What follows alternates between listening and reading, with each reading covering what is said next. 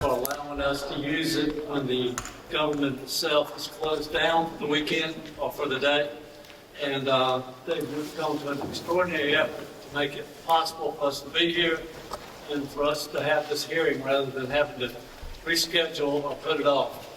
I also want to thank the Anderson County Sheriff's Office. They are here and have been here since we got here to help us get it started. And good evening to everyone who is here, and welcome to this hearing. We're glad to hear from you, people who have signed up to speak tonight, and we want to hear what you have to say. This is a judicial proceeding, and what you say is part of the record in this case. It is very important, and it's evidence. Before we begin, I'd like to do a roll call of the commissioners, beginning to my right. District 1 is represented by Ms. Carolyn Williams. District Florence, Commissioner Florence Belzer. Next to me on the left, Commissioner Mike Caston. His left is District 4's Commissioner David Brett. To my right, Commissioner Hedden Thomas for District 5. District 6 is represented on the very end by Vice Chair Justin Williams, and I am Chairman Delvin Powers. Before we take appearance of the parties, I'm going to ask our attorney to read the docket tonight and explain exactly why we're here. Thank you, Mr. Chairman. This hearing this evening is before the Public Service Commission of South Carolina in docket number 2025-250-E. The docket concerns the joint application of Duke Energy Carolinas, LLC, North Carolina Electric Membership Corporation, and Central Electric Co-op, Inc., for certificate of environmental compatibility and public convenience and necessity for the construction and operation of a new combined cycle generating plant in Anderson County, South Carolina. Mr. Chairman, that is the order of business that we have before us. I do have procedures if you would like me to address them. Go ahead. Thank you, Mr. Chairman. Members of the Commission, the proceeding is, as I just called, docket number 2025-250E, concerning the application for a new generating unit. We have a few preliminary matters and orders of procedure. The Commission is mandated by law to follow certain procedures. Only those persons who have signed up, either ahead of time or at the tables outside, are able to speak. If you are signed up to speak, you are testifying as a witness about facts known to you related to the proposed new combined cycle generating plant for Anderson County. You will be placed under oath, telling everyone that what you are saying is the truth as known to you. Your statements must be made under oath in order to be accepted as evidence in this case and considered by the Commission. After you are called to speak, please give your name, the name of the street that you live on, and the town. You do not need to provide your house number. The transcript of this hearing will be published and placed in the record as required by law so that anyone may review it. If you will, when called, please state whether you are a customer of Duke Energy Carolinas, LLC, Central Electric Cooperative, Inc., or state your interest in the proposed project. Then you may proceed with what you want to tell the Commission for your testimony. Please remember to speak clearly so that everyone can hear you, including the court reporter. After you're done speaking, please remain available for any clarifying questions that the parties or the commissioners may have for you. Everyone who signed up to speak tonight will be given the same time limit of 3 minutes to do so. We will have a timer and will indicate when more 3 minutes is up. Finally, I must let you know, these commissioners before you are comprised of what's called a quasi-judicial body in South Carolina. This means that they are judges in this case. They are subject to the same rules of judicial conduct and laws passed by our legislatures as the judges are. And just like if you were a witness called in a trial, when you were serving as a juror, you cannot ask questions of the judge and expect him or her to answer it, since they are forbidden to do so. This is the public's opportunity to be heard, to say what you'd like the Public Service Commission to know concerning this matter. Thank you, Mr. Chairman. Thank you, Mr. Stark. This time, we'd like to recognize the parties. At this point, just as far as appearances, I understand some parties may want to make statements, and we will take those in a few minutes. Carolinas LLC. Good evening, Mr. Chair, Vice Chair Williams, members of the Commission. On behalf of Duke Energy Carolinas LLC, I'm Sam Wilborn. My co-counsel this evening is Katie Brown. Thank you very much. Is someone here for North Carolina Electric Membership Corporation? Good evening, Mr. Chairman and members of the Commission. My name is Mitchell Willoughby of the law firm of Willoughby, Humphrey and D'Antoni, appearing on behalf of NCEMC. And with me is Tim Dodge, who has been admitted pro hoc vice. Mr. Dodge is regulatory counsel for NCEMC. Thank you, Mr. Willoughby. Is someone here from Central Electric Cooperative Incorporated? And who's here from the Office of Regulatory Staff? Good evening, Mr. Chair and members of the Commission. My name is Claire Finch, and my co-counsel today is Chad Torrey. Thank you very much.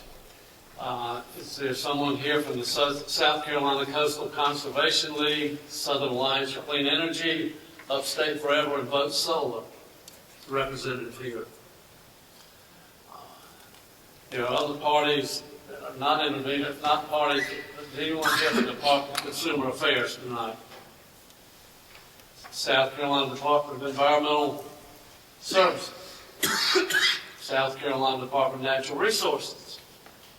South Carolina Department of Parks, Recreation, and Tourism.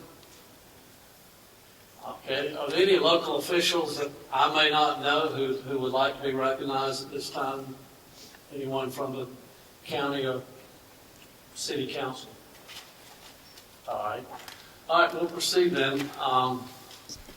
We've got the ground rules as to how we were going to proceed.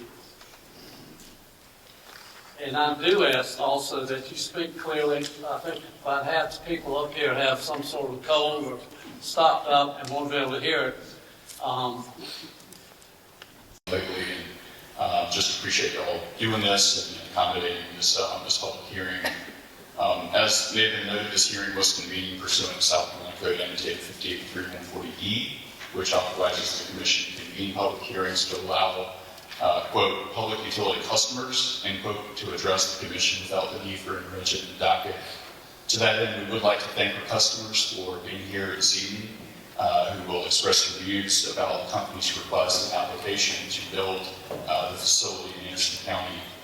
I do want to share with our customers that while we were forced to cancel our meet and greet previously scheduled for January 26th due to Winter Storm Fern, we're in the process of rescheduling that meeting, so stay tuned to the extent you're interested in learning more about the plan. Time with the community is important to the company.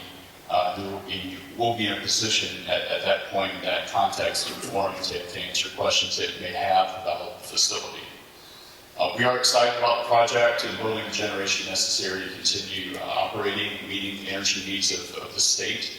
We're excited about the economic impact the plant would have, not only on Anderson County, but the state more generally.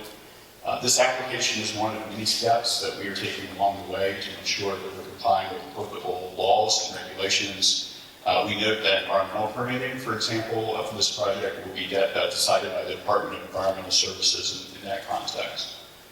There are a few folks here, Mr. Chair, that I would like to recognize their attendance. Mr. Tim Pearson, who's our South Carolina State President. Heather Shirley Smith, our Vice President of Regulatory Affairs and Policy. Marcus Preston, our Director of Regulatory Affairs. Standing in the back, thank you, Marcus. If there are any customer issues or concerns that may need to be addressed related to individual customer accounts, Mr. Preston can set you straight and connect you with the right people to address those. For project-specific questions that folks may have, we have brought literature that's available in the lobby of this building that you're welcome to take with you and learn more about the project. Finally, Mr. Chair, I do have a request. In the interest of efficiency, I would request that all objections and motions relevant to public witness testimony and the exhibits that may be proffered be reserved until the start of the evidentiary hearing.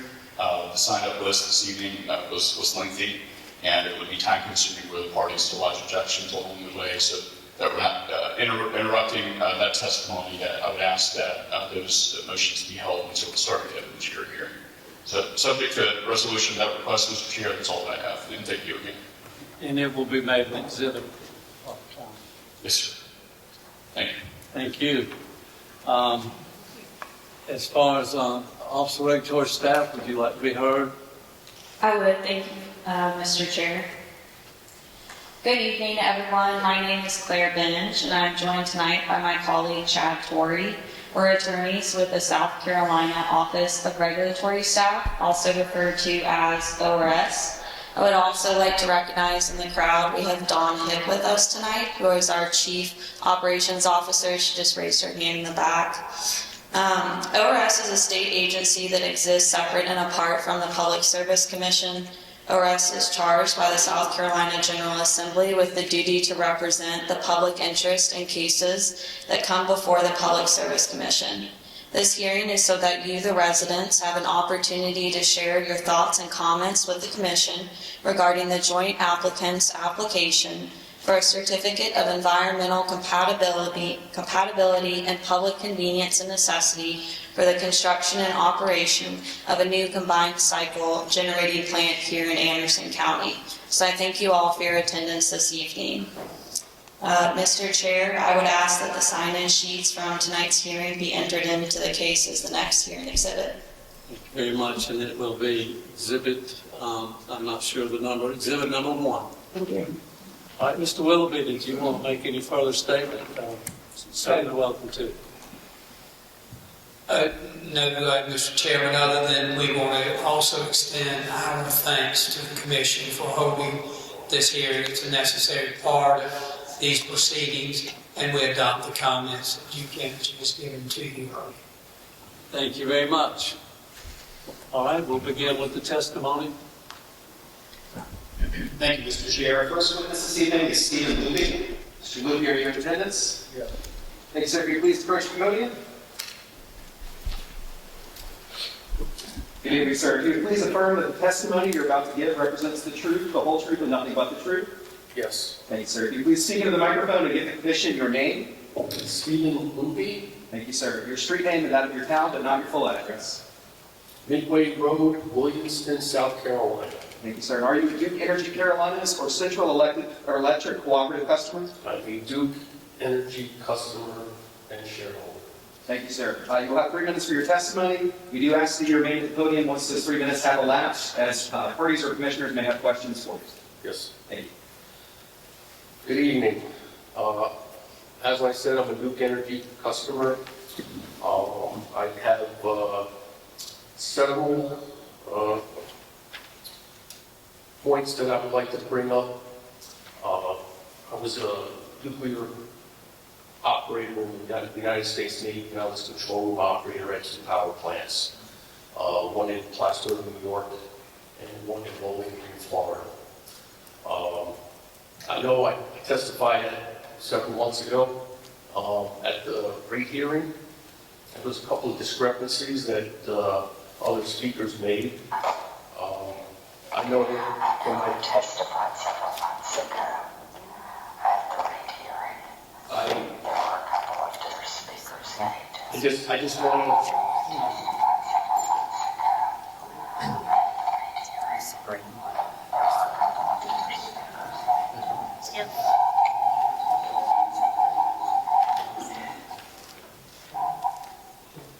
Okay. Couple of notes. I know the new power plant is probably a modern power plant.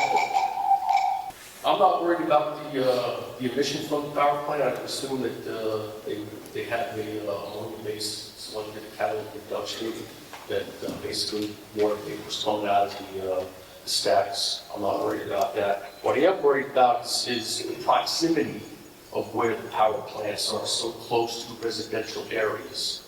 Both of my power plants that I worked at in Plattsburgh was in an industrial area where we sent steam to a paper mill, and the one in Florida was on a 1,000-acre rural area. We're talking miles away from Bowling Green, the nearest city was Bartow. So I'm kind of concerned about that being so close to residential areas, the noise. If there was an accident, because there was an accident in my Seminole Electric power plant where one of the turbines broke free and there was shrapnel everywhere. So I'm kind of worried about that. And the cooling of the power plant. I know it's an air-cooled condenser. I've worked with air-cooled condensers, but there is makeup water that's going to have to be used, a couple of thousand gallons a day.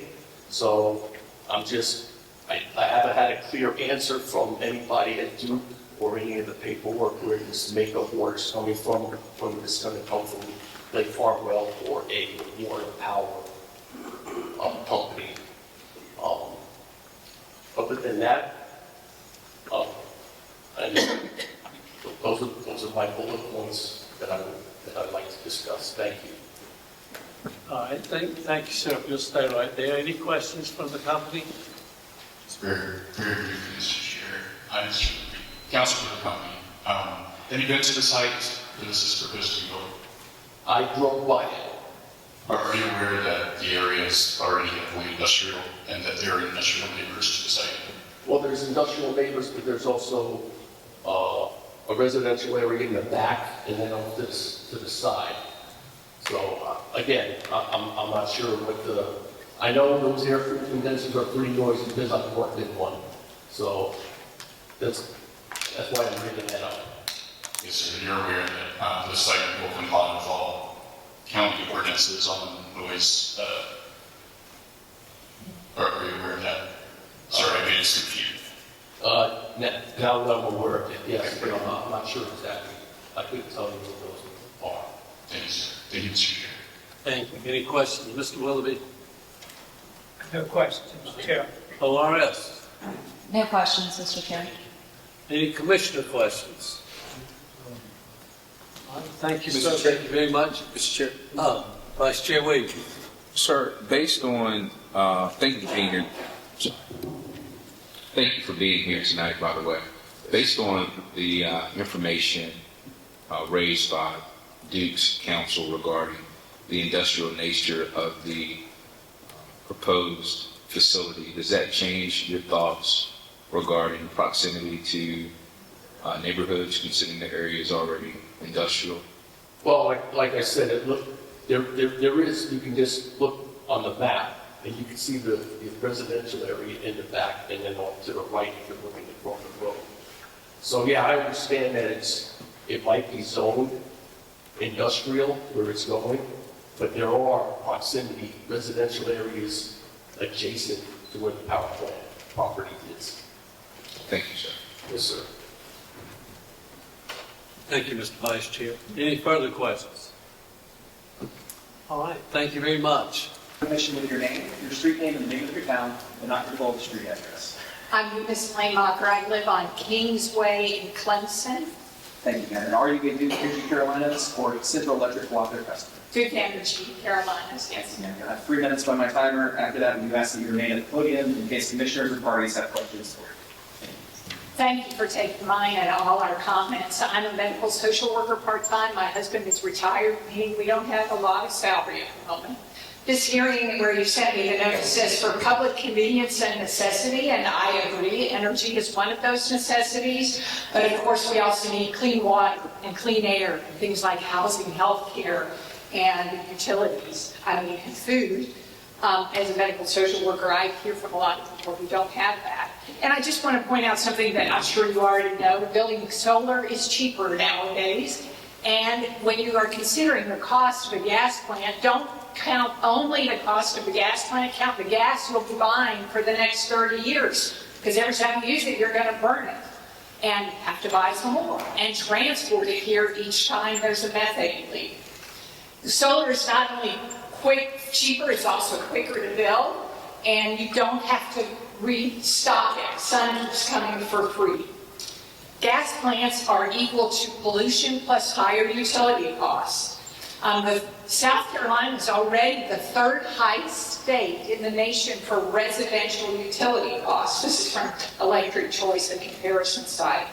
Again, public convenience and necessity, the costs are already high. We're going to, as ratepayers, pay for this gas plant. In Texas, they built so many renewables, they shouldn't have to give away energy because they've got too much of it. How about we have that in South Carolina? That's what I want. One of the reasons we're building more gas plants, like the one in Colleton, is because of the number of data centers coming to the country and the state, saying power 24/7. And an article I read by Harvard Electric Law from March 2025 says taxpayers are subsidizing energy bills of the largest companies in the world, like Google, Meta, Amazon, and Microsoft. Virginia, for example, which has the highest number of data centers in the country, 665, their rates are predicted to go up 25%. Ours aren't going up quite that fast, but we did just have a hike. We've got 33 data centers right now. A new one was proposed in the Colleton area as soon as the gas plant was approved. They're coming to Anderson, to places where people live. And I think data centers need to be in Arizona and Nevada, where there's a lot more sun and they need to make their own energy. A data center that's put here needs to make its own solar too, but in the Southwest, they would be able to make energy better. I don't think we need to, us ratepayers, need to subsidize companies that are also making millions of dollars. Ratepayers don't need to subsidize big tech profits. So how about we stop burning stuff? And how about we work on the free energy of the sun? That's what I prefer. Thank you, ma'am. Thank you very much.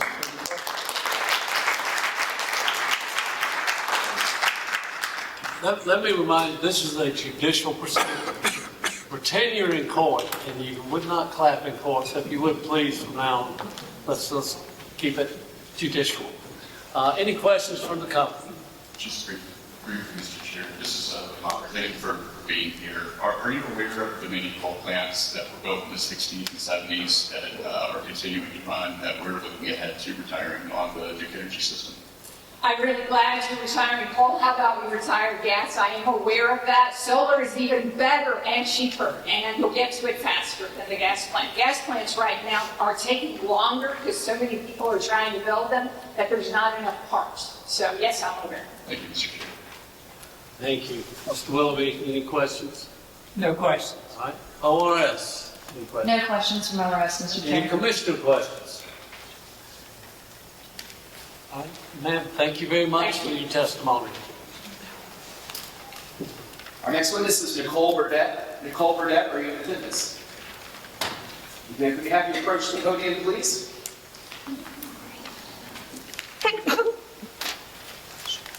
If you please affirm that the testimony you're about to give represents the truth, the whole truth, and nothing but the truth. I do. Thank you. Speaking to the microphone, would you please provide the commission with your name, your street name, and that of your town, but not your full address? Nicole Burdett, Woodland Drive, Star, South Carolina. Thank you, and are you a Duke Energy Carolinas or Central Electric Cooperative customer? Duke Energy customer. You may begin your testimony. You will have 3 minutes. We ask that you remain at the podium and after those minutes have elapsed. Thank you. Ms. Burnett, please speak up. All right, thank you. And thank you for allowing me the opportunity to speak with you all today. I am a wife and a mom of 2 young children. I understand the importance of meeting energy demands, and I recognize the role that power companies play in keeping our lights on, our economy moving. Where and how that energy is produced matters, especially when it directly affects the health and safety of children, elderly, and local communities. The proposed natural gas plant would be built within 3 miles of a neighborhood elementary school. That fact alone should give us pause. Children are far more vulnerable to air pollution than adults. Their lungs are still developing, and exposure to pollutants commonly emitted by gas plants, such as nitrous oxide and particulate matter, has been linked to increased asthma attacks, missed school days, and long-term respiratory problems. For families sending their children to that school every day, this isn't an abstract concern, it's a daily risk. Beyond air control or air quality, the construction and operation of a gas plant bring increased traffic, noise, and the potential for leaks or accidents. These disruptions affect not just property values, but quality of life for families, communities, neighborhoods, believing in a safe place to raise children. Methane leaks, even small ones, also contribute to climate change, which in turn fuels extreme heat and severe weather conditions that put additional strain on schools, families, and local environments, local infrastructure. These impacts are felt most intensely at the community level. We're speaking and asking you to consider not just the efficiency and the profit, but responsibility. Building a fossil fuel facility near homes and an elementary school sends the message that some communities are acceptable sacrifice zones. True leadership means investing in energy solutions that protect public health, respect local voices, and safeguard our children's future. We urge you to reconsider this location and work with the community towards cleaner, safer alternatives that do not put our youngest residents at risk. Thank you. Thank you, Ms. Burnett. Any questions from the company? Mr. Chair, just very, very briefly, Ms. Burnett, thank you for being here. And I mentioned this earlier, I just want to make sure that you're aware. Are you aware that the Department of Environmental Services will be evaluating the company's air permit in this case? Yes, and I also read that the air cooling, and so there are certain safeguards in place to lower the emissions of nitrous oxide and things like that. However, there's still a potential for some of that to be released. There's still an environmental impact. Thank you. Thank you, Mr. Chair. Thank you. Mr. Willoughby, from now on, I'm going to let you let me know if you have questions. Very good, Mr. Chair. ORS, any questions? No questions, Mr. Chair. Thank you. Any commissioner questions? Chair Powers. Commissioner Williams. Ms. Burdett, thank you for being here. Thank you. I was impressed with what you were telling us about children's lungs and the 3 miles that this facility would be from a school. Do you have any background that identifies, where there is a safe location and where that line is where it's not safe? From my research, I'm not an expert in this area by any means, just a mother concerned for the local community and my children. But within my research, in that 3-mile radius is the immediate danger for the health issues. I myself live within a 2-mile radius of the predicted plant, and the school my children attend is in that 3-mile radius. So that's the majority of where the health issues that I've found are going to be at the biggest impact. And the fact that the school is so close is a major concern for me, and I'm sure other families. Thank you. No further questions. Thank you, Commissioner. Any further commissioner questions? Mr. Chair, Vice Chair Williams. Ms. Burnett, would you mind sharing the name of the school with us? Flat Rock Elementary School. Flower Rock? Flat Rock. Flat Rock. Thank you. Yes. Thank you. Any further questions?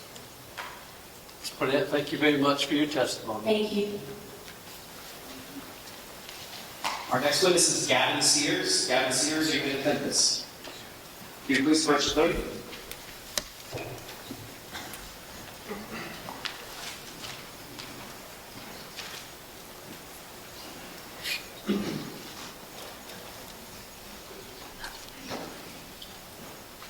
Thank you. Please affirm that the testimony you're about to make represents the truth, the whole truth, and nothing but the truth. Thank you, sir. Will you please provide the commission with your name, your street name, and that of your town, but not your full street address?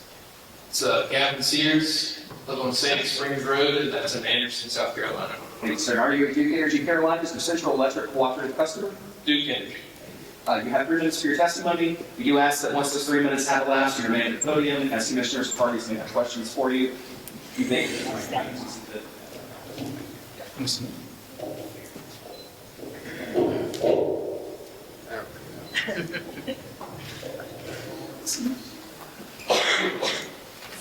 Mr. Chairman, Commissioners, my name is Gavin Sears. I live in Anderson County, and I work here as a realtor.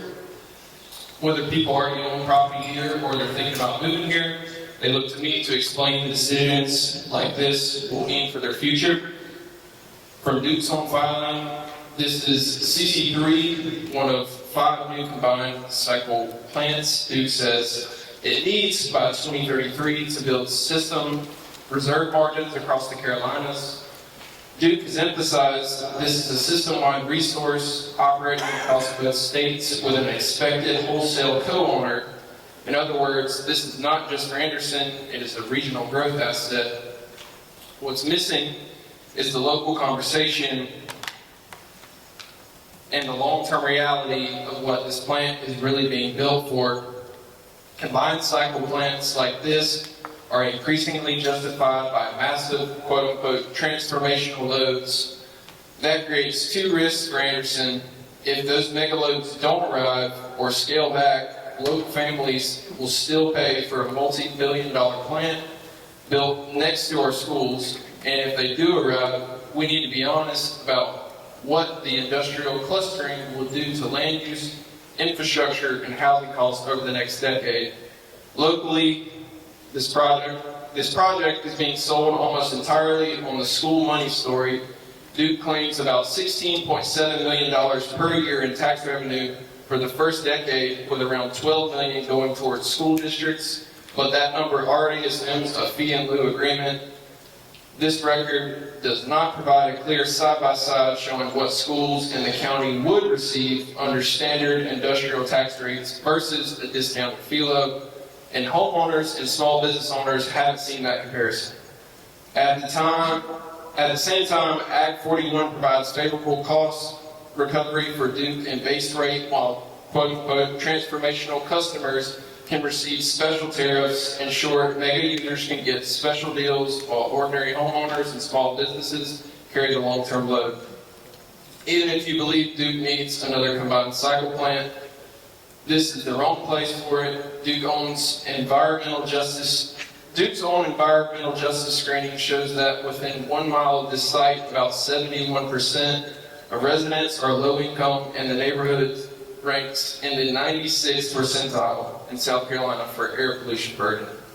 There are actually 3 elementary schools within about 3 miles, and independent expert testimony says Duke's modeling predicts significant impacts at these schools, with peak nitrogen dioxide barely under the federal limit and annual PM 2.5, potentially implying a violation when closer monitoring data is used. Duke is also requesting weaker emission limits than peer turbines in other states, and proposes relying on distant monitoring rather than local pre-construction monitoring in the school corridor. Duke already screened an alternative. Their own analysis shows fewer people within a mile, about 1,500 instead of the proposed 3,800 people, and no EJ index above the 50th percentile. Duke chose Anderson because it's faster, cheaper for them, flat cleared land, existing transmission, and the pipeline that's already on site. That's convenience for Duke, not protection for this community. So my ask is simple: deny this certificate as filed, or send Duke back with clear instructions. Choose a lower impact site, tighter emissions and monitoring, and provide a transparent tax and ratepayer comparison so Anderson families can see who this plant really serves and who really pays. Thank you. Thank you very much. Any questions from the company? No, Mr. Chair. Any questions of ORS? No, Mr. Chair. Any commissioner questions? All right, thank you very much.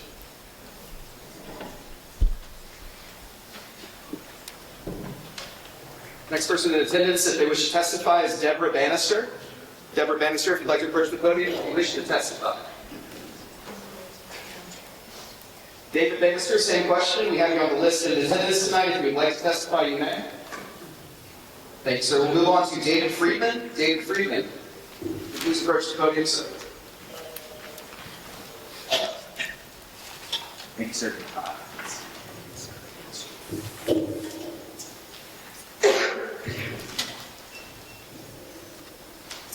Okay, please affirm that the testimony you're about to give represents the truth, the whole truth, and nothing but the truth. Yeah. Thank you, sir. Speaking clearly into the microphone, would you please provide the commission with your name, your street name and town, but not your full address? David Friedman, Kingsway in Clemson, South Carolina. Thank you, sir. And are you a Duke Energy Carolinas or Central Electric cooperative customer? Thank you, sir. If you would please speak into the microphone for 3 minutes. You have 3 minutes for your testimony. At that point, we do ask you to make the podium in case commissioners or parties have questions for you. Thank you.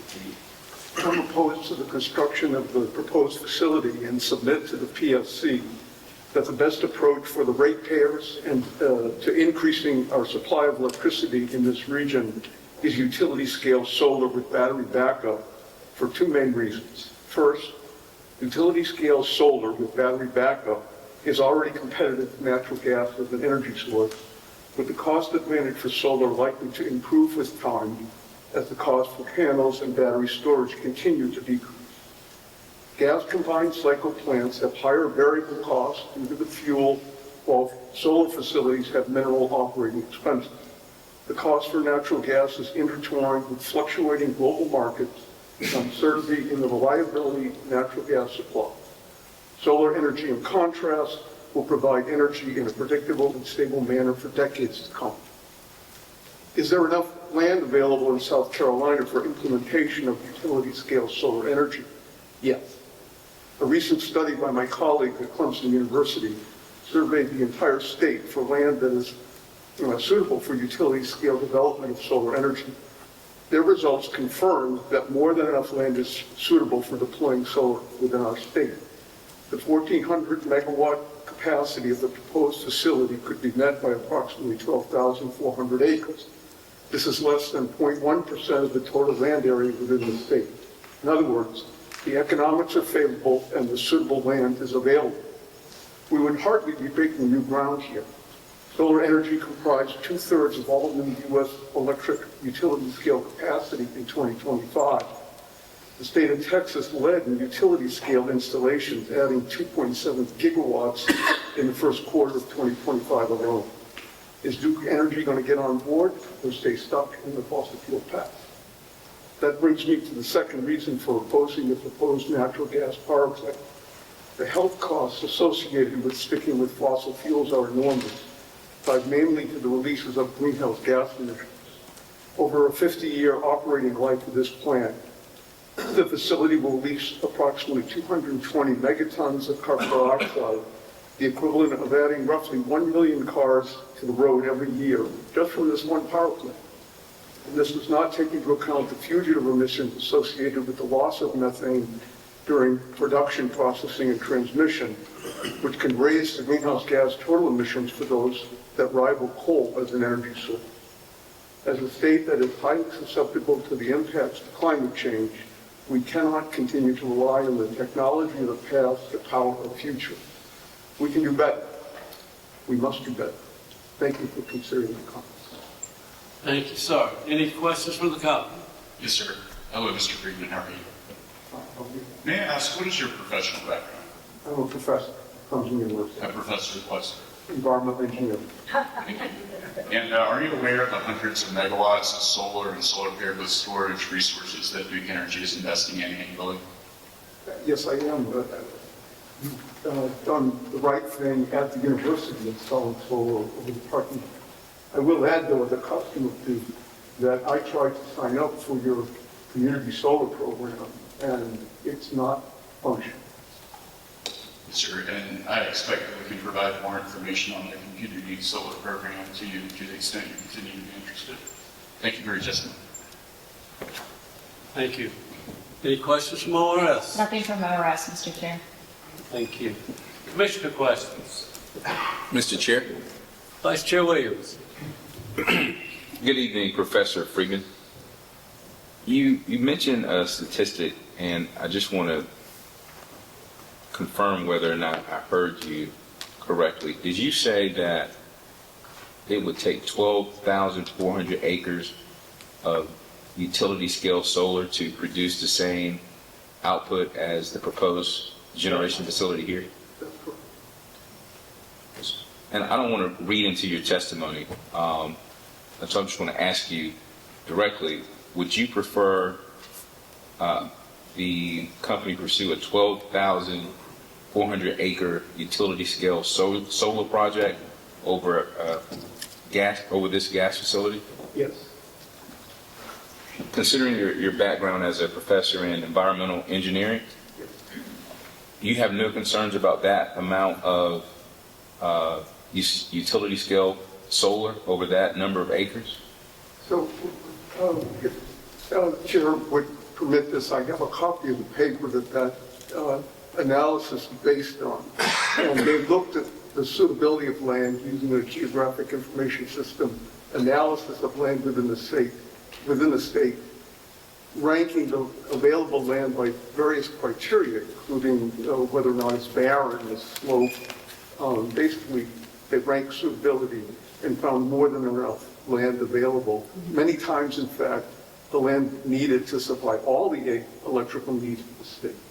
So that's the basis for my comment. I'd like to get from this vote to ask it to be part of the record. Mr. Chair, if I may, I'm not against you offering that. I don't need it. The number I was just shocked by the number, the large number, so I just was compelled to ask the question. What you testified to is good enough for me, but I was just curious. That's why I asked the question. So, yes, the land area is significant. That amounts to less than 0.1% of the total land area available in South Carolina, which is 20.5 million acres.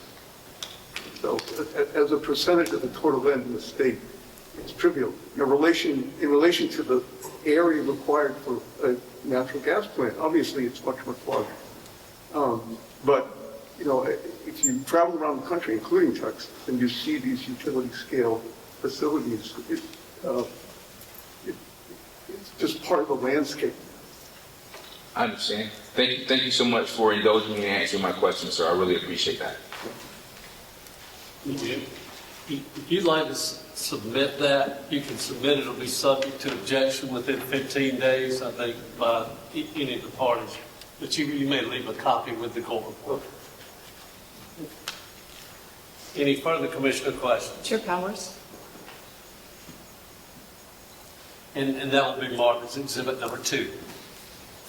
I do at this time. Mark for ID. Identification only. All right, any further commissioner questions? Chair Powers? Mr. Williams. Thank you. Dr. Friedman, I'm here. I believe you started out by saying that you would prefer solar scale utility and battery backup. Do you have any testimony with regard to the battery backup portion of your suggestion? In terms of cost or anything? Anything. Yeah, so I think... It's just a significant piece of what you said, but with... And what I have read, and actually you're going to have the benefit of Dr. Singh presenting further. He's absolutely an international expert in solar, so he can elaborate on this. But yes,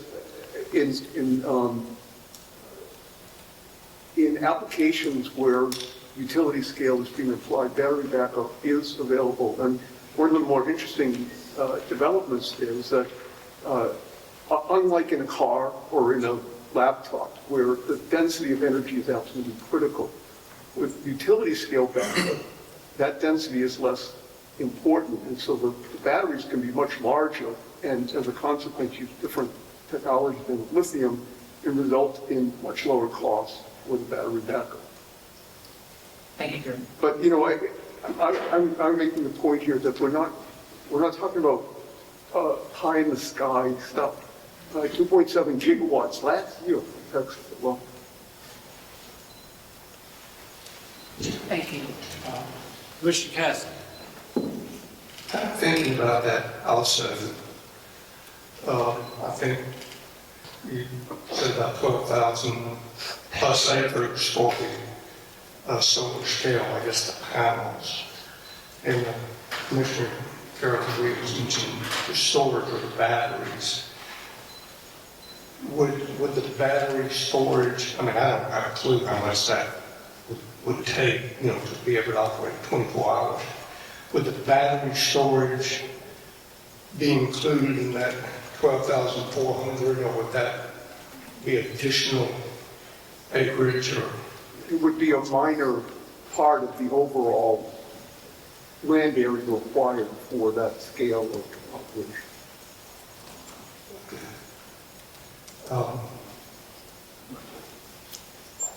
I'll leave it there. Thanks.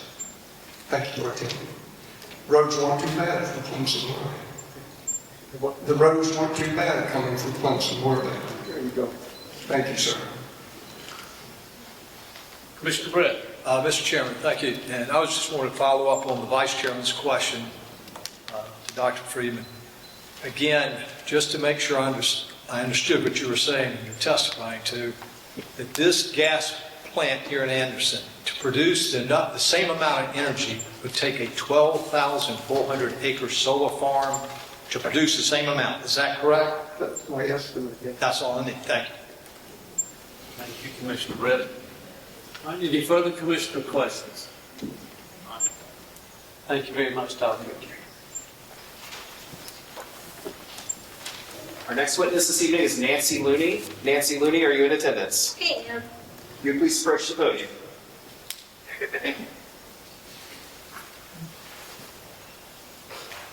Will you please affirm that the testimony you're about to give represents the truth, the whole truth, and nothing but the truth? I do. Thank you. Will you please provide the commission with your name, the name of your street and town, but not your full address? My name is Nancy Looney. I live on Zula Circle in Star. Thank you. And are you a Duke Energy Carolinas or Central Electric cooperative customer? I'm a Duke Energy customer. Thank you, and you will have 3 minutes for your testimony. We do ask that you make the podium once this 3 minutes time elapsed. Thank you. Good evening, everyone. I'm coming here not as a professional, not as somebody who has a ton of background in this, but as a local resident to the proposed plant. I live within 1.5 miles of this plant and have been blessed to live within 10 miles of the proposed site for the majority of my life. I'm a lifelong Anderson County resident. With a quick Google search on natural gas power plants, you do find bukus. I won't say bukus, because I'll get a question. You do find a number of studies regarding health issues with natural gas plants. Although it is an industrial area, yes, we do have First Quality, we have Electrolux, we have Owens Corning. That does not mean that we need another plant in this area. We need to make sure that the residents of Anderson County are healthy. And even though, yes, it's less than coal, that doesn't mean that it's going to be any better for the local people.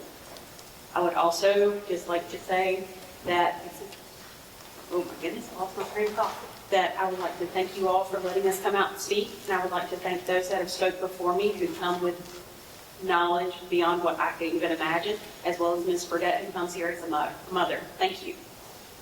Thank you. Any questions from the company? No, Mr. Chair. ORS? No, Mr. Chair. All right. Now, this Google search, that was through a data center probably like it. Possibly, but I try not to use AI. I try to limit any, but like I'm not adding my own little pictures online with AI. I'm really concerned about. Any commissioner questions? All right, thank you very much. Thank you. Thank you for being here. Our next witness this evening is Jonelle Usher. Jonelle Usher, are you in attendance and wish to speak? Thank you. You please speak into the microphone and affirm the testimony that you're about to give represents the truth, the whole truth, and nothing but the truth. I do. Thank you. Will you please provide the commission with your name, the name of your street, and your town, and not your full address? Jonelle Usher, Blue Heron Trail, Anderson, South Carolina. Thank you, ma'am. And are you a Duke Energy Carolinas or Central Electric cooperative customer? Duke Energy. Thank you, ma'am. You may now begin your testimony. You'll have 3 minutes. Again, we do ask that you remain at the podium. Once your testimony has elapsed, as commissioners' parties may have questions for you. Thank you. Good evening to all. I was going to ask you to shut your eyes, but since this has become, in my mind, more formal than that, I'm just going to ask you to use your imagination. Everyone, use your imagination. Think back to when you were a kid, anywhere between 5 and 12. A place that you could be outside. If you're like me and you were born and raised in South Carolina, that would have been over in Darlington County. What did you love outside? Was it the land? Did you carve your initials in a tree?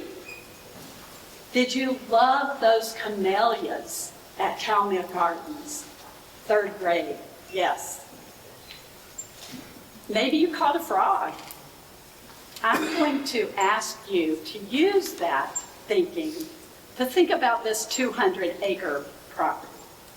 It has those features. My wife and I moved to Anderson County in 2006 to retire to the shores of Lake Hartwell. My son and his wife and 3 grandchildren live in Greenville. Our 20 years here have included strong investment in healthcare, land and water conservation, eliminating racism, and building community. From these perspectives, there are numerous reasons to resist having a large gas plant in Anderson County. First, Duke Energy, through its shared solar program, illustrates that it already understands the environment and bill-saving benefit of solar and wind energy. If that interest were built up and influenced the executives of Duke and the other 2 entities, I believe that some of these comments we've already heard about solar would be above fossil fuels. This proposed gas plant would produce pollution. We've heard lots about it. This fine particulate matter, we haven't learned yet how to create a filter that filters it out. You can't see it, you can't feel it. But if you have asthma or are going to have asthma, it's gonna affect you. My friend across town, I was talking to her today, a black woman who's lived in Anderson her whole life. If she was well enough, she would have been here with me today. Instead, she just blew me a kiss and said, "I'll be with you in spirit, Jody." Yep, I've gotten to my 3 minutes, so thank you. Thank you very much. Any questions from the council? All right. No, Mr. Chair. Commissioners? Thank you very much. Our next witness tonight is Emily Poole. Emily Poole, do you wish to speak this evening?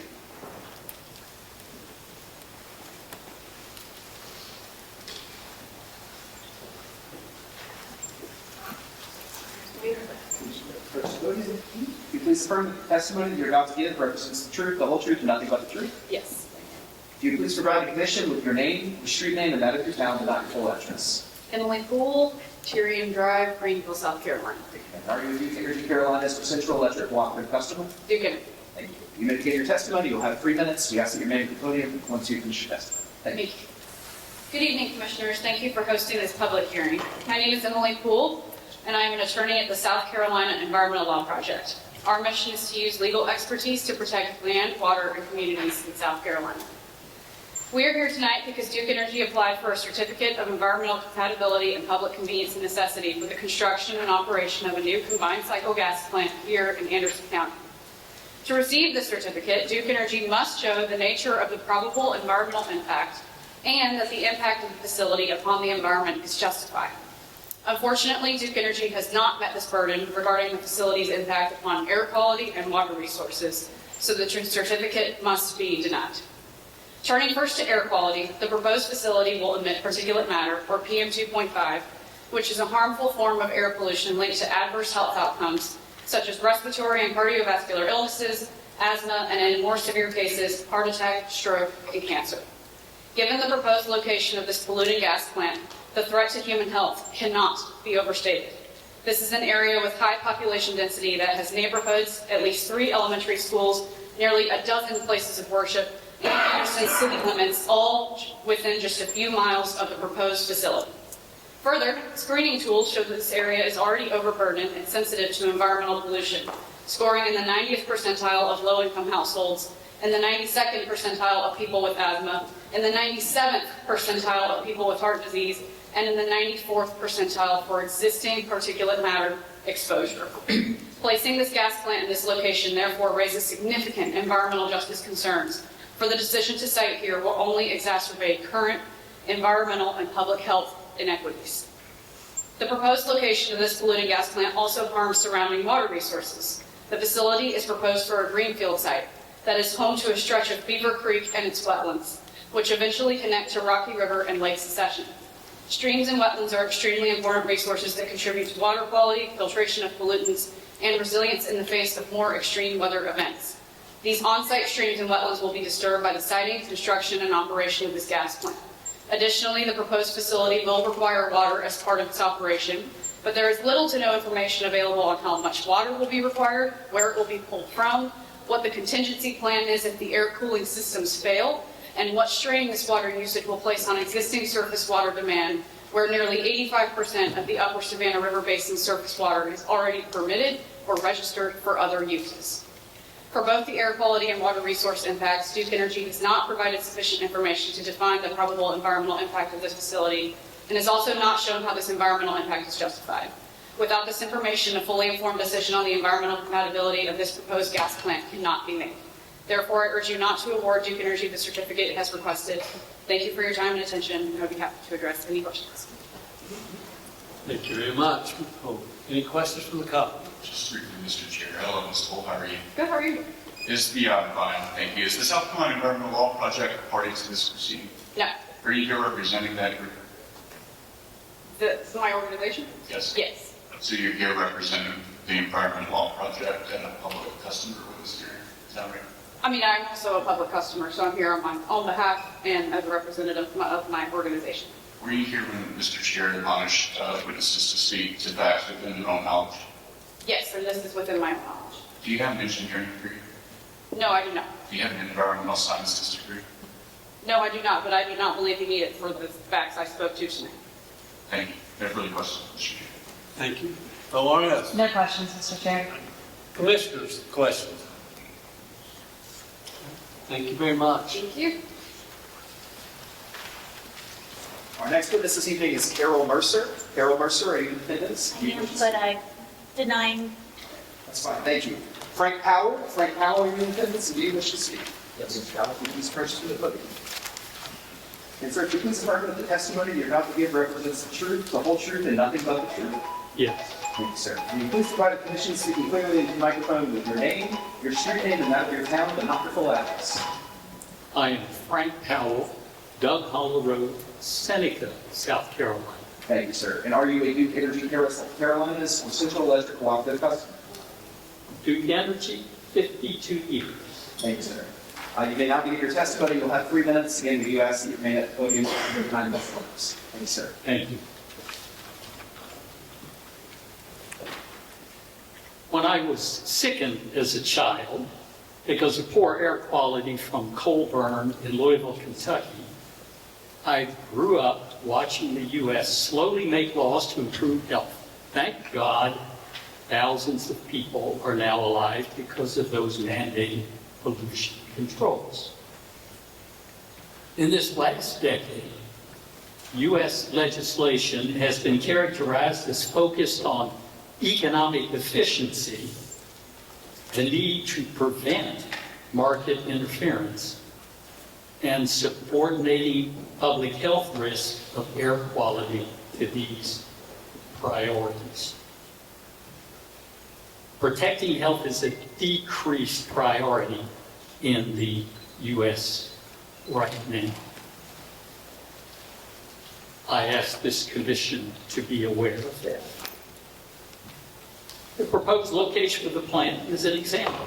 Too many people near the plant who would be exposed to additional air pollution. The population is already in the 90th percentile for asthma. We in South Carolina are well below national averages in life expectancy.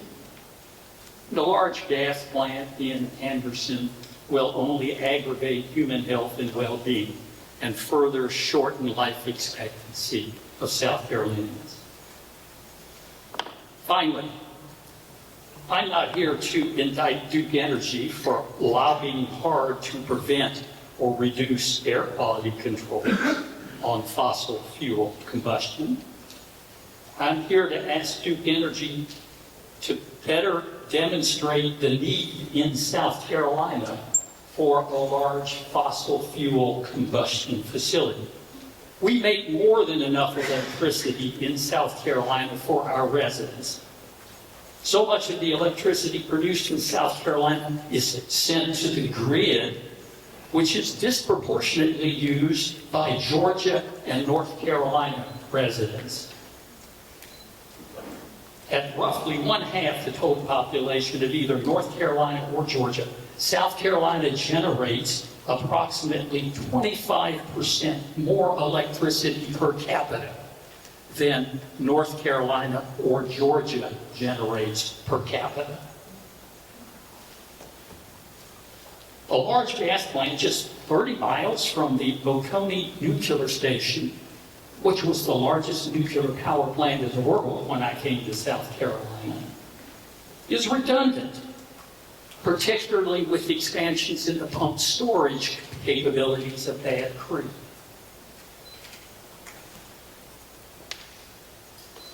Why not site this plant in North Carolina, where it would be closer to and more valuable to the residents who ultimately are using this electricity? Thank you. Thank you, Mr. Powell. Any questions from the council? No questions, Mr. Chair. Any commissioner questions? Thank you very much. Next witness is Rajendra Singh. Please approach the podium. And if you please learn that the testimony you're about to give tonight represents the truth, the whole truth, and nothing but the truth. I do. Thank you, sir. Will you please speak clearly into the microphone and provide the commission with your name, the name of your street, and your town, but not your street address? Rajendra Singh, Sanjay Trail, Clemson, South Carolina. Thank you, sir. And are you Duke Energy Carolina's customer? Used Energy for the last 36 years. Thank you, Dr. Singh. If you please provide the commission, you may begin your testimony. You'll have 3 minutes. At that time, we do ask that you stand at the podium, wait any questions from parties or commissioners. Thank you, sir. Mr. Chairman and committee members, good evening. In 1973, during oil embargo, which many young people may not know, I decided to do my PhD in solar cells because we can use free fuel, we don't have to pay any price for the fuel. Conversion will cost, but no money. 60% of the solar cells which are in commercial world today are based on the work I did for my PhD thesis. I have got number of international recognition, including 10 experts recognized by Photovoltaics World in 2010, and White House Champion of Solar in 2014. I'll not go on much on the health effect because my colleagues here have done a wonderful job. But still I'll read one more thing and tell you that 50 years back we could not say there is any adverse effect from this gas because we did not have the know-how. There's a technical word, it's called signal to noise ratio. We can detect very fine particles today, which was not possible before. So the adverse health effects are there. Not only we have sulfur dioxide, but we also have mercury vapor salts. So I'll not repeat, but let me come back to each point because you are interested in some of the facts. I took all this information from EPA website. So health effects, you can go on the EPA website, read it from there. 2/3 of electricity demand growth in the US came from solar PV in 2025, last year, 2/3 from solar. This is the report from Amber, which is a very respected group. EIA, which is our own information source, they said the share of power generation from natural gas will slide from 42% in 24 to 44%, 40% in 25, and further down in 26. Rest of the country, if you take, we're going down on the gas, not up. This is the information from EIA, not my information. Third very important point, the lithium-ion battery cost is going down just like solar.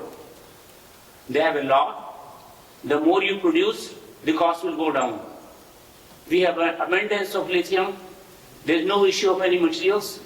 The oil lobby will always say, we don't have this thing, we don't have this thing, but you tell me which metals we don't have on the earth which you cannot use today. Let me go further. We have very respected organizations, 2. One of them is Lazard, and the other one is International Reliable Energy Source. Anywhere on this earth, you take solar, wind, and battery, we don't need third source. We can meet all energy needs. We're blessed in this country. We have so much solar. Even in Maine, where it's northeast, you don't have that much solar compared to us. Their electricity cost is way high.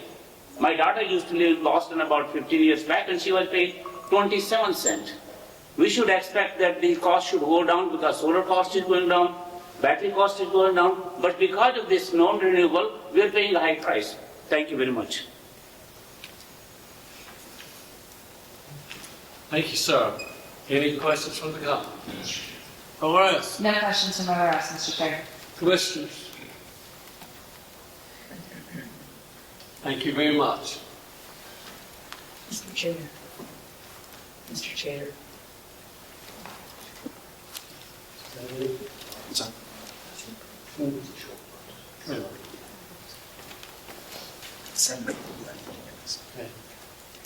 All right. We're going to take about a 10-minute break for all of you. If you could be back in your seats at 10 minutes, which would be 7:20, and we'll start back. Thank you very much. Mr. Nelson, if you would please approach the podium. And if you please affirm that the testimony you're about to give represents the truth, the whole truth, and nothing but the truth. I do. Thank you, sir.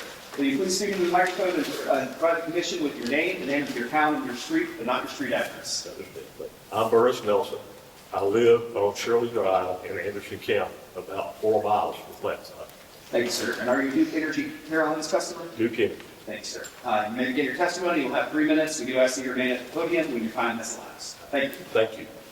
Gentlemen and ladies and gentlemen, thank you so much for the opportunity to speak today.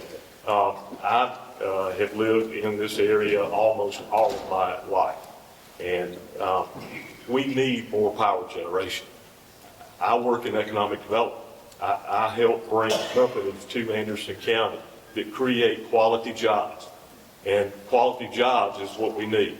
My direction from council is to bring companies to this county that will pay scales greater than our county average. Former Councilman Britt knows all about those things. But right now, we're at 2514 average pay in the county. And the companies we recruited last year had an average pay of a little over $32 an hour. So we're trying to bring companies that have great skill sets with great pay scales. Those companies are coming here with automation and greater equipment needs and designs to offset what is getting ready to happen in our population. HR directors everywhere are preparing for something they call the labor shed cliff. About half of our labor force will retire in the next 5 years, not to be replaced by anybody. Our population, the baby boomers, did a good job of replicating. Our offspring did not do quite as well with that. And so we're have less people to go into the labor force. That's why there's a huge power requirement for manufacturing. It takes more power to run the robotics and the equipment in the plant. We want jobs. We want to recruit great companies. We want to do great in Anderson County. And without that power, we don't have the chance. I don't have a degree in environmental engineering or solar development. What I do have is 35 years of experience of hearing people say no to solar. Now, I would love to have some of these people in some of the meetings that I've been in where the folks are saying, don't come next to me. We don't want you. We don't want you in the neighborhood. We recently lost a 500-acre project because of naysayers in the community. The amount of acreage that's available has to do with the difference between availability and willingness to sell or lease the property. And that number out there for those that are willing to sell is much lower than what that available amount is. I don't know what that number is. I don't have a weighted number. But what I do know is there's a lot of negative comment against the solar. Nobody wants nuclear. So how do you solve this problem with the available resources we have? Thank you for your time. Thank you very much. Any questions from the council? No questions, Mr. Chair. ORS, No questions, Mr. Chair. commissioners, Chair Powers. Commissioner Williams. Thank you. First, I've got to say to everybody, I don't think we've ever had a customer public hearing like this where so many people heard the timer and quit talking. Y'all are impressive. Mr. Nelson, I did want to ask you one question. Have you had economic development projects where power has been lacking, or where you were concerned about power in the future to support that economic development? Coming out of the recession, we have had increased numbers of what we call requests for information, RFIs. And those requests for information have almost doubled in that time. Last year, 2025, we had 99, which in the past, 50, 60. Of those 99, we had 9 that we could not submit for because of a need for power. Early on, before the recession, the requirements were 1 megawatt, 2 megawatts. Now it's not uncommon to have somebody ask for 10 to 15 megawatts of power. And it's not readily available anywhere on the system unless you're right under the transmission line. And of course, it's hard to find that property right under the transmission line. So we have not even had a shot at or an opportunity at projects that have power needs greater than 1 or 2 megawatts, which is on the standard line that runs down the street at your house, for example. Thank you. Appreciate it. Mr. Chair. Any further commissioner questions? Commissioner Belson. Good evening, Mr. Nelson. I just want to clarify something. This 500 acre project that you were talking about, was that a solar project? Yes, ma'am. I just want to clarify that it was a solar project, not. Absolutely. Thank you. Thank you. Any further commissioner questions? Mr. Chair, Vice Chair Williams. good evening, I should say, Mr. Nelson. I appreciate you being here. You guys have been here for a while. I think you were here when I walked in about 3, 4 o'clock. So thank you for being here and waiting so patiently to testify. I want to unpack some of your testimony because, quite frankly, I've never heard some of those numbers, those facts and figures that you laid out for us. I just want to go through some of those with you. When you were referencing 2514 versus 32, what were you referencing? In terms of what it sounded like, were jobs coming to the Anderson County area, or the nature of wages? I didn't understand. Oh, yes, the state sets an average wage every year for every county, and they base how they offer incentives to those companies that may be coming. Then we use that same metric to offer how we take a look at the in lieu of taxes. And so that 2514 is the average wage for 2024. For the state or for Anderson County? Just Anderson County. For Anderson County. And so I anticipate that we get that average wage number sometime in February, just sometime this month. And I anticipate that going up to somewhere close to $27 an hour. But for example, Charleston is at 40 or somewhere in that range. And so other counties have that same calculation made for them at the state level from Department of Revenue and Department of Commerce. And how exactly do you go about getting that number to go up? Recruiting companies that bring high-skill, high-tech job opportunities. We don't incentivize companies that bring something less than the 2514. We incentivize companies based on that pay scale and certainly the benefits that they offer to those employees that they'll be hiring in Anderson County. And you're in the business of economic development, is that right? Yes, sir. Okay. Have you ever come across the term affordability? The term affordability? Yes, sir. Yes. Okay. Yes. And what, in your dealings, how is that discussed? Generally, affordability. Well, we take a look at what the alternative cost might be, and then that opposed to what the reality in real dollars is. And that way you can certainly determine if it's affordable or not. In your experience in economic development, do you think bringing high-wage jobs to Anderson County could help with affordability issues surrounding housing and even electric utilities? Certainly. The opportunity for those jobs and the higher pay scale gives the whole community the opportunity to, for example, 2008, when I came back to work in Anderson County, our average wage was $13.86 an hour, below the poverty level. Today, at 2514, we're above the poverty level, not by a lot, but it certainly amounts to $50,000 a year. A two-wage earner household can certainly afford housing at $100,000 a year. And so those are the opportunities that great jobs that have good pay scales bring to the community and bring to us. Is it your testimony, sir, that that facility being proposed could help you in recruiting, if it is actually approved, the gas plant in this particular case, could it help you in your recruitment efforts to bring high-wage jobs to Anderson County? Certainly is. I mean, we already use the fact that Duke has has proposed to bring the facility here. We think we'll have increased power production, so the companies will have a level of comfort that they will be able to receive the power needs they have.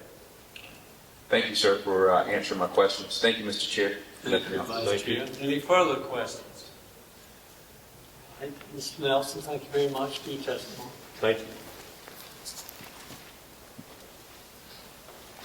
Our next witness this evening is Kathy Hitt. Kathy Hitt, if you would please approach the podium.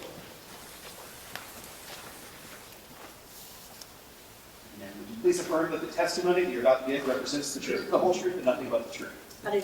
Thank you. Will you please provide the commission with your name, your street name and town, but not your full address? Okay. I'm Kathy Hipp. I'm the superintendent of Anderson School District 3. My personal street is Carnoustie Circle, but the school district office is on Front Street in Iowa, South Carolina. Thank you. Are you Duke Energy Carolinas or Central Electric Cooperative? Duke Energy. You have 3 minutes for your testimony. We do ask that you remain at the podium once that time has elapsed. Any questions for you? Thank you. Thank you, Commission, for allowing me to stand before you as a person who supports this project. As a superintendent of Anderson School District 3, I have lived this area all my life. Because actually, I haven't been the superintendent of District 3 all my life. I started off as a student in Anderson School District 3. Then graduated from School District 3 and went to college and came back to School District 3. And I've worked in School District 3 for 37 of my 38 years, past 10 as superintendent. I tell you that to say I know the area fairly well.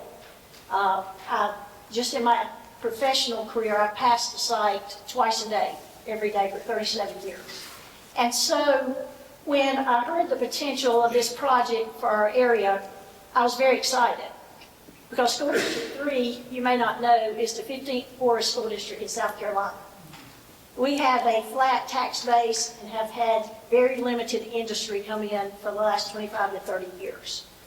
So the potential tax revenue from this project is enormous. We're a school district that needs to replace 3 schools that were built in the mid-50s. It's hard to replace schools when your debt service mill is worth $60,000. And so the economic side of this for the school district is phenomenal. We're 75% poverty. But I also tell you my background because it's not just about money to me. I care about the students and families in School District 3 because that's where my families are.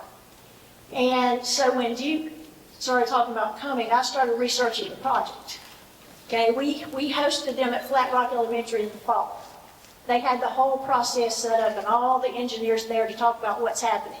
They answered the environmental questions. They answered the water questions. They answered the emission questions. They allowed me to go visit the WS Lee plant in Williamston. I was satisfied and am satisfied that this is a good industry for our area. So it checks both the boxes. A good industry for Anderson School District 3 that will give good tax money to Anderson School District 3 so that we can better prepare students and build them learning spaces that are in the 21st century. That's why this project is so important to me and our school district. Thank you. Thank you. Any questions from the company? No, Mr. Chair. ORS. No questions, Mr. Chair. Commissioner questions? Commissioner Brett. Ms. Hill, thank you for coming tonight. I have just a quick question for you. School District 3 in Anderson, that you're the superintendent of, are those schools within 3 miles in your district? One of them is, Flat Rock Elementary is within 3 miles. I don't think another one is. And are you comfortable with this project being within 3 miles of Flat Rock Elementary? Yes, sir. I come from the generation in Star and Idaho cotton mills when the EPA standards were not near what they are now. I'm comfortable with the engineering of this project and the standards that they will be held to. And that's why I can be confident. Thank you, ma'am. Thank you, Commissioner Brett. Any further commissioner questions? Mr. Chair, Vice Chair Williams. ma'am, it sounds like you have a high level of knowledge based on your interactions with, I guess, the company and their staff related to the potential project.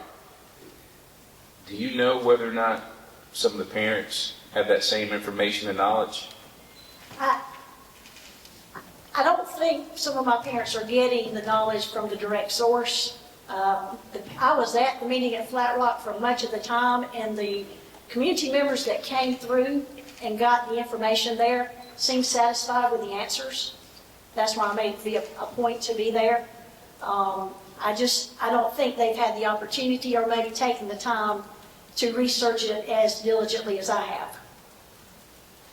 And I say that simply because if I'm going to endorse something, I'm going to make sure it's right for our children. And I've taken the time to do that. Thank you, ma'am. Thank you, Mr. Chair. That's all I have. Mr. Caston. I may have missed the first part, but the school district obviously functions and operates off of taxes collected. And was that one of the motivating factors also relative to the tax base that would not only come from that particular plant, or would it also include potential, I guess, other facilities that might be generated from that? What was your process thinking there? I'm not sure exactly your question, so let me... Well, I can understand, but I just messed that up. Let me ask this. Okay. School districts need money to operate. Yes, sir. And I thought I understood you to say that the tax base generated from that, is it from that facility, the tax that would go to School District 3 that would be helpful? Is that what you were saying? Yes, sir. To give you an example, I think the site is about 120 acres, maybe 100 to 120 acres. And this past year, because we did the research, the school district got $254 from 120 acres. And is it farmland? Farmland. And so I think the number will be substantially more. And I'll also say on this site, when you think about farmland, if you go through Star and Idaho, we have an abundance of farmland. It's beautiful. And we have the largest geographical area of all Anderson County districts, but the smallest population. This site, just to look at it, it has what is needed for a project like this. It already has ample transmission lines. It has natural gas on site. It just is an area that it fits, if I could say it that way. Thank you, ma'am, and I'm glad you didn't grade my question. Hope I answered it. Thank you, Commissioner Caston. Any further questions? Thank you, ma'am. If you will allow me just to enter this, I just have a written statement here of the benefits of school district. Submit that identification and we'll mark it as exhibit, I think it's 4, 3. and deal with objections later. Thank you. Thank you. Our next witness this evening is Peter Vandenherk. Mr. Vandenherk, are you in attendance? If you would please approach the podium, sir. And if you would please affirm that the testimony that you're about to give represents the truth, the whole truth, and nothing but the truth. Yes. Thank you. Will you please speak into the microphone and provide the commission with your name, your street name, and that of your town, but not your full address? My name is Peter Vandenhout. I live in Belton, River Street. Thank you, sir. Are you a Duke Energy Carolinas or Central Electric cooperative customer? I'm a Duke Energy customer. You have 3 minutes for your testimony, and we ask that you be at the podium once the timer goes off, as parties or commissioners may have questions for you. Thank you. The members of the Public Service Committee, thank you for organizing this public hearing and for giving me the opportunity to speak. My name is Peter Vandenherk. I live in Belton, Anderson County, which is about 15 miles downwind of the new proposed power plant. I'm a professor at a nearby university, and my specialty is environmental toxicology. Based on scientific knowledge, I'm very concerned about the environmental impacts of this new power plant. While the human health effects and the environmental impact of a gas power plant are much less than those of other fossil fuel plants, we cannot ignore these effects. I'm concerned about the long-term air pollution effects close to the plant and further downwind in my own neighborhood, and the public health effects of fine particulate matter, nitrous oxides, and methane are well documented, and I won't go into further detail about those at the moment. What I really want to address here is the necessity of the requested certificate for this plant. It's undeniable that the energy needs in the upstate are growing, but do we need to address that by building a major new fossil fuel plant? It is also undeniable that our climate is changing, driven by a dramatic increase of carbon dioxide in the atmosphere. It's very disappointing to me that in the environmental assessment for this new plant, most air pollutants are addressed, but not carbon dioxide. We are all aware now of the multitude of effects of ongoing climate change, fueled by an increase in greenhouse gases like carbon dioxide. Just look at Hurricane Helene 2 years ago, and the current disturbance of the polar vortex leading to severe winter weather. The cost of dealing with these extreme weather events are enormous, and are not included in any evaluations of the necessity of this new fossil plant. But even without incorporating the dramatic costs of climate change, it is well known that solar power is currently the cheapest form of power generation. It's about 25% cheaper than power from a gas fuel plant. Do we really want to invest $2.3 billion in a power plant that generates expensive power for the ratepayers for the next 30 years, at least?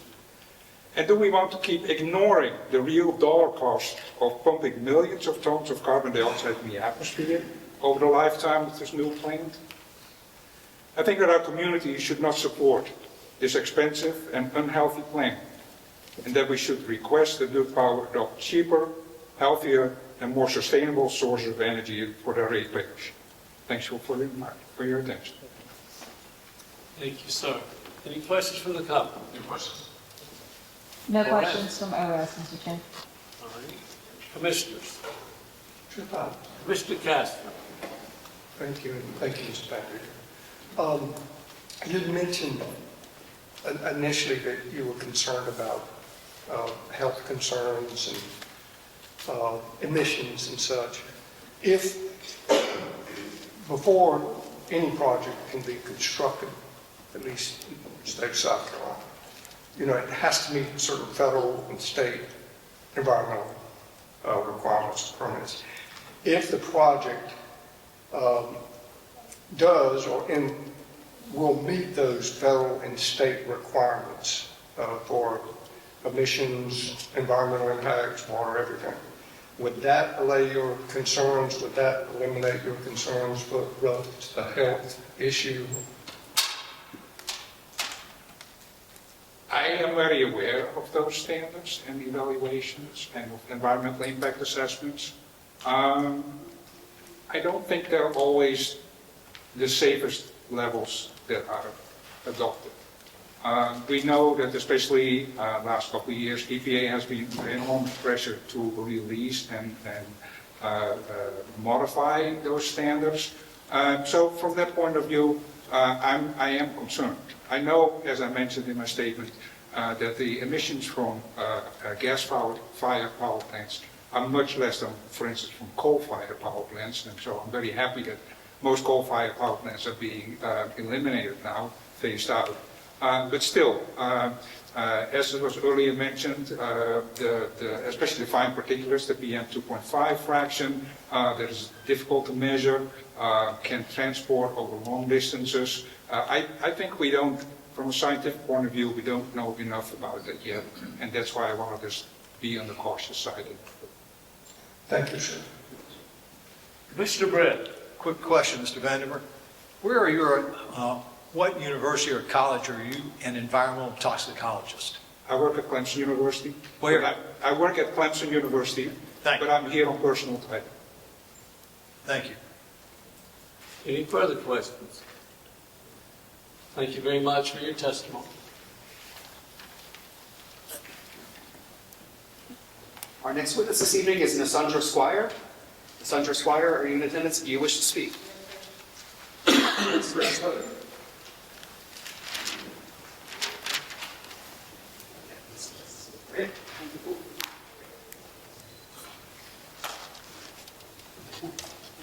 If you please affirm that the testimony that you're about to give represents the truth, the whole truth, and nothing but the truth. Yes, sir. Thank you. And will you please speak into the microphone and provide the commission with your name, the name of your town, and that of your street, and not your full street address? My name is Nashonda Squire. I live in Anderson on Beaver Creek Road. Thank you. And are you a Duke Energy Carolinas or Central Electric cooperative customer? Duke Energy. Thank you. You'll have 3 minutes for your testimony. The timer will go on. We do ask that you remain at the podium after that timer does go on. Thank you. Thank you all for allowing us the opportunity to speak and voice our concerns. I came here with a lot of concerns, and a lot of people before me addressed many of them. The fine particulate matter in the air, health concerns, property values, all of those things. And I think they did a good job. One thing, however, that I want to speak to differently is in regard to the noise pollution. I have a degree in speech, language, and hearing sciences, so I am always very passionate when it comes to hearing and the effects of things on hearing.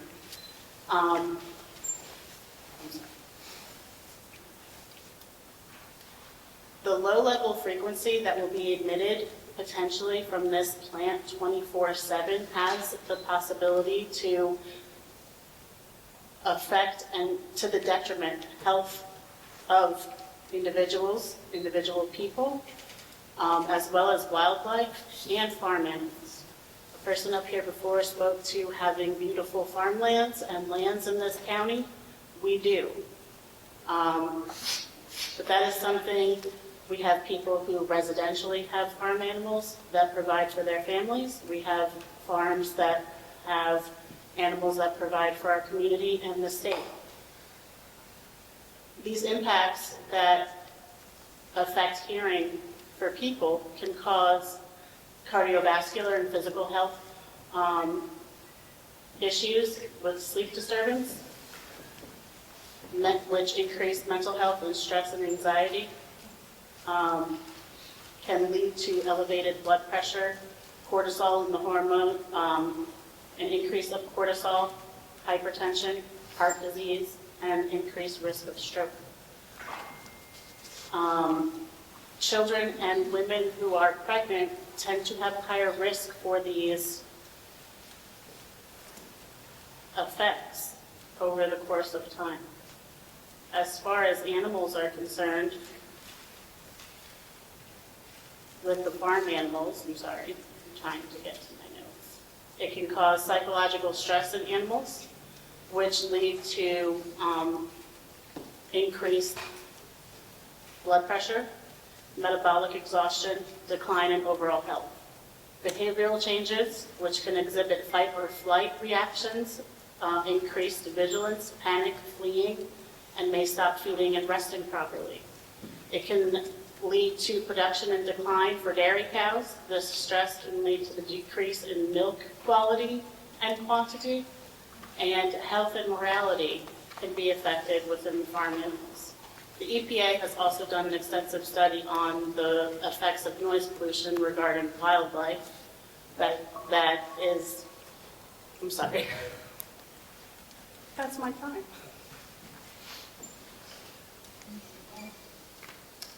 Thank you very much. Is it okay if she finishes her thought? I'd like to. Yeah, you can finish your thought. So I hadn't thought initially too much about wildlife and how that will be affected, but I am sure that there will be an effect. We have wetlands, I personally live on a creek as a byway for all kinds of wildlife, coyotes, bobcats, and the such. So to have them fleeing fight or flight response animals in a neighborhood within 2.5 miles of your plant, because that's where I live, is concerning. Thank you. Any questions from the government? Just very briefly, Mr. Chair, thank you for sharing your testimony this evening. Have you been to the site? I know exactly where the site is.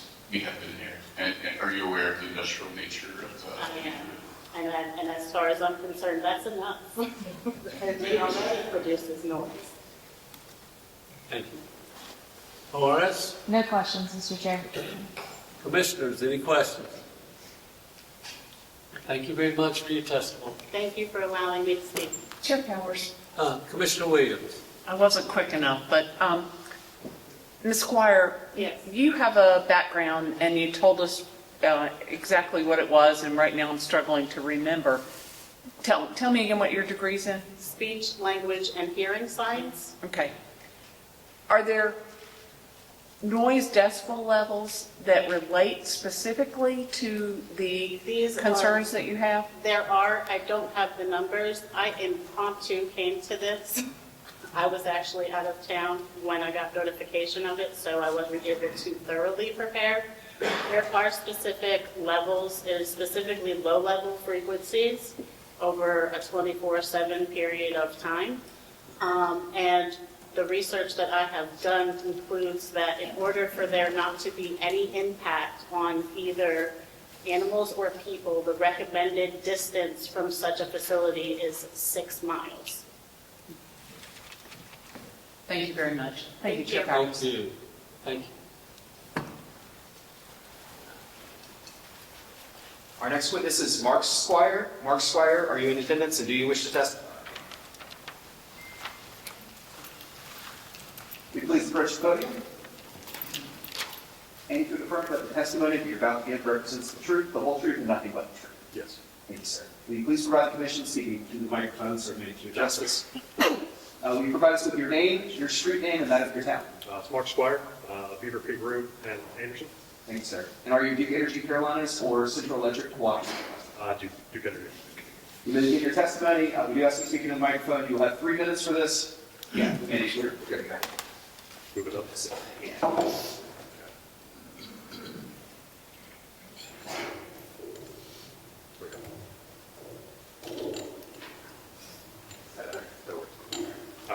It's a couple, thank you guys for having us here and having this today. I'm not a huge fan of public speaking, so I apologize.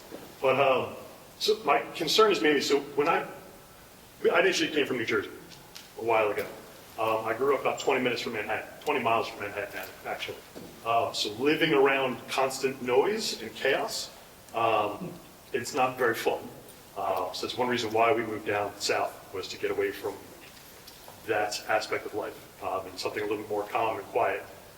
Having something like that popping up a few miles from my house is a concern, mainly from a noise standpoint and also from a property value standpoint.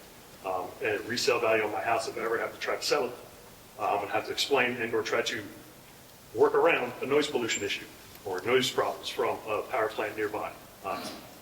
So that's a huge concern of mine, so I just want that to be out in the open, if you guys have that information, which I'm sure you guys probably already do.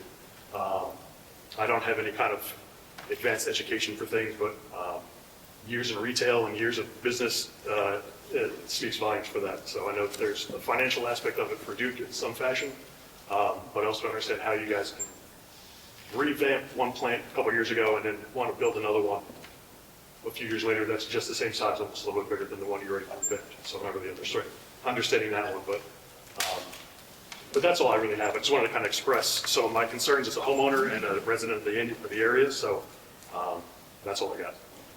Thank you, Mr. Squire. Any questions from the company? Very briefly, Mr. Chair. Hello, Mr. Squire. Thank you for your testimony. Were you aware that the company has conducted a noise impact study? There's no doubt in my mind you guys have. And are you aware that we expect the noise levels from the new facility to be within the requirements established by the county, both for residential and commercial properties? It's expected, it's not guaranteed.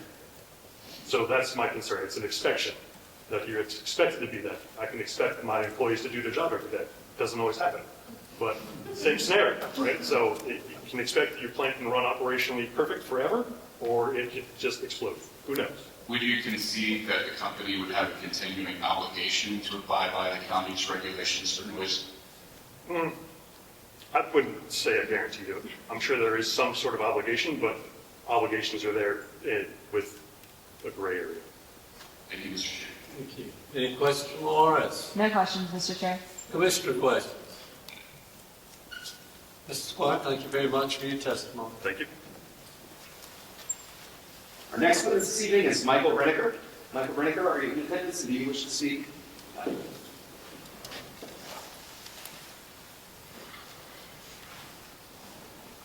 Please approach the podium.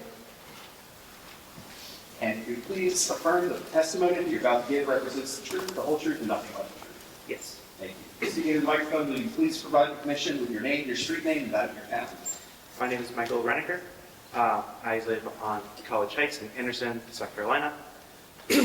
Are you Duke Energy Carolinas or Central Electric Cooperative customer? Duke. Thank you, sir. You may begin your testimony. You have 3 minutes. When the timer goes off, we do ask that you remain at the podium as they make questions for you. Thank you. I do believe that this is a poor project to go forward with for environmental reasons. At the global level, as other people have stated, I believe it's a mistake to go forward with something like fossil fuel as opposed to renewable like solar. But the thing that I would like to discuss is when looking at state and federal regulations, especially federal regulations in the last 20 to 30 years, there have been strengthening and weakening of environmental regulations. And as someone who lives within a few miles, about 5 miles from this location, and my partner's mother lives within about 2 miles from this location, and my partner's mother is asthmatic, has respiratory issues. My partner has asthma, has respiratory issues. I am concerned that just sticking to federal and state regulations is insufficient. I would look at this as a new build. It is an opportunity to have very strict monitoring and emissions regulations put onto it.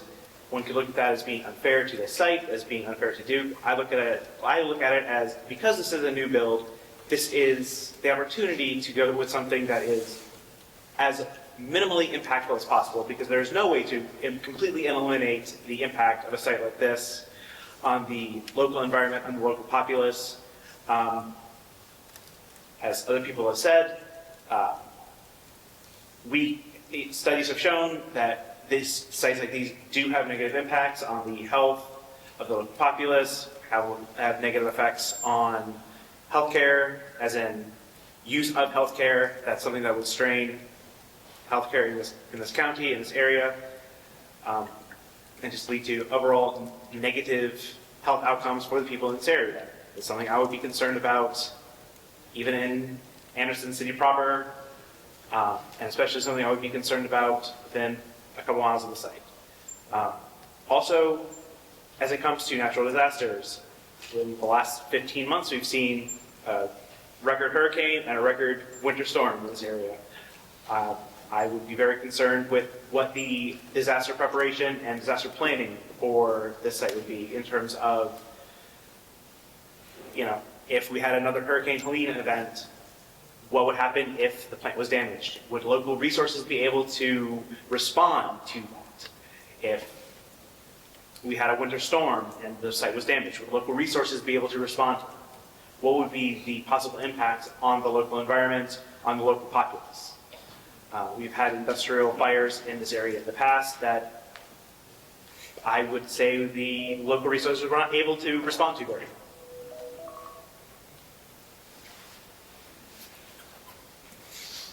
You can finish your thought. That's a fine point. Thank you very much. Any questions from the couple? Any questions from ORS? No, Mr. Chair. Commissioner questions? Thank you very much for your testimony, being here tonight.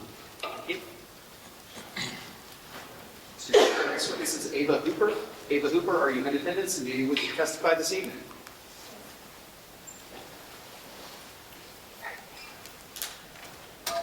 Do you please affirm that the testimony that you're about to give represents the truth, the whole truth, and nothing but the truth? Will you please provide the commission with your name, your street name, and that of your town, and your full address?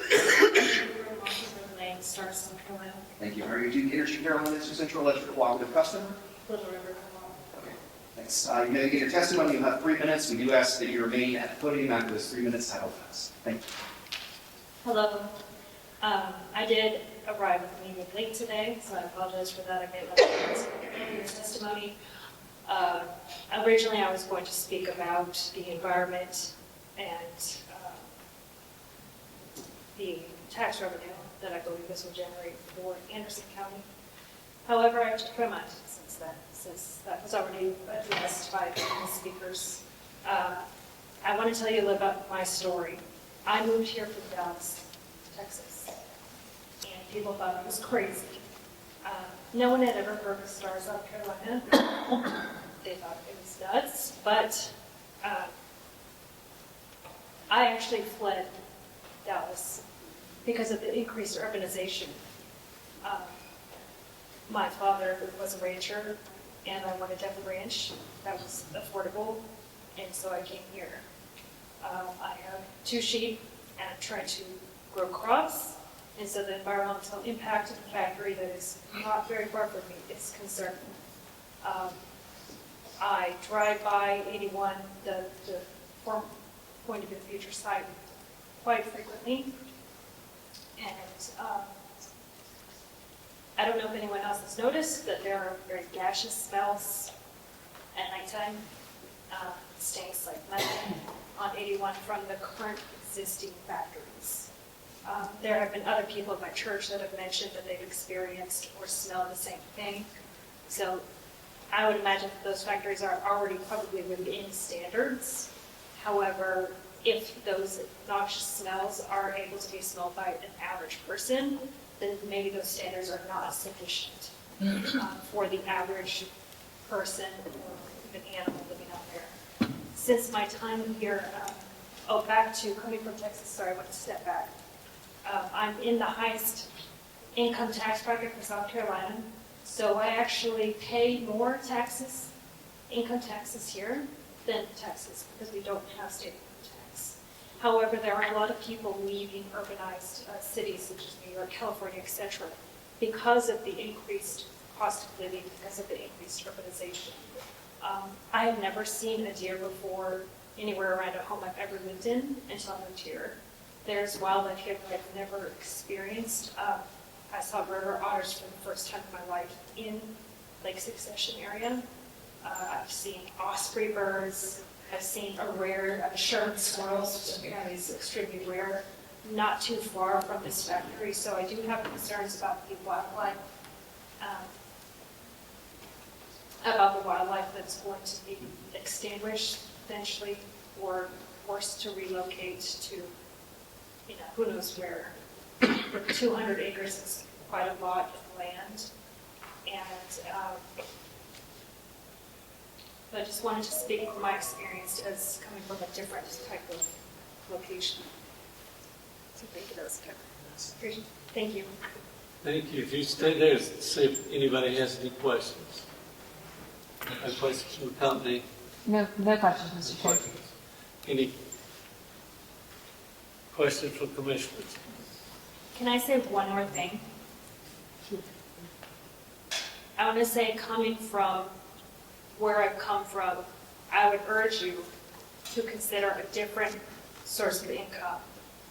Because even though these factories may be offering to provide tax revenue, diversification in your economy, such as tourism, corporate home office, corporate type of facilities that bring in more jobs, I do believe that that is the way to go as far as bringing in more revenue for this county. Thank you. Any questions at this point? Thank you very much. Mr. Chair, at this point, everyone who is pre-registered or registered on the site and has signed in, their names have been called out. At this point, I would ask that anyone who has not spoken, who wishes to speak, make themselves known. Did you sign in out there? No, is this just for the people who have signed in? Yes. Yes, you signed in when you came in. You've not spoken. Now would be your opportunity to do so. You signed in out there? I signed in, but I didn't sign up to speak. But there's something that hasn't been addressed. Can I do that? Mr. Chair? Let's take one more. All right. If you'd approach the podium, please. And you please affirm that the testimony you're about to give represents the truth, the whole truth, and nothing but the truth. Yes. Will you please provide the commission and me with your name, your street name, and that of your town, but not your full address? My name's Abigail Monroe, and I live on Wesley Court in Star. That's less than half a mile from the proposed site. Thank you, ma'am. And are you Duke Energy Carolinas or Central Electric cooperative customer? Duke. Okay.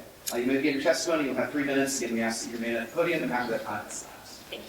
I won't take 3 minutes. I agree with a lot of the things about environmental impacts, danger to our children that have been said. One thing that has not been addressed that I want you to know of is there is a landfill. Someone before mentioned the smell. That's the smell she's talking about. They do controlled burns of this landfill. The property is directly adjacent, or I would say within a half acre. There may be a little row of houses in between, directly adjacent to the proposed site. You're talking about VOCs being released in an area where they're constantly burning with houses in between. And the plant is highly explosive. That is not wise. I would also like to say that Kathy Hitt does not speak for all of the parents in District 3, because I have a child in District 3, and I am strongly opposed to this. Thank you. Thank you. Any questions for the company? No, Mr. Chair. ORS? No questions, Mr. Chair. Commissioner? Thank you very much. Thank you for giving me the chance.